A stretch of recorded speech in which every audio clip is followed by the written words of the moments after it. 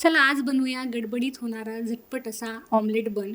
तर त्यासाठी मी अर्धा कांदा, अर्धा टोमॅटो चिरून घेतलं. त्यामध्ये थोडंसं चीज खिसून घेतलं. त्यामध्ये एक अंड फोडून घेतलं. हा मी एकटीसाठी बनवते त्यामुळे कमी क्वांटिटी घेतली आहे. तुम्ही जास्त बनवायचं असेल तर जास्त क्वांटिटी घेऊ शकता. हे मिश्रण एकजीव करून गरम तव्यामध्ये मस्त असं पसरून घेतलं. त्याच्यावर 2 पाव ठेवून दिले. ऑमलेट एका साईडून छान असं भाजून घेतलं. त्यानंतर ते पलटून पाव मस्त असे भाजून घेतले. त्याच्यानंतर त्याच्यावर मी टोमॅटो सॉस आणि मेयोनीज स्प्रेड करून घेतलं.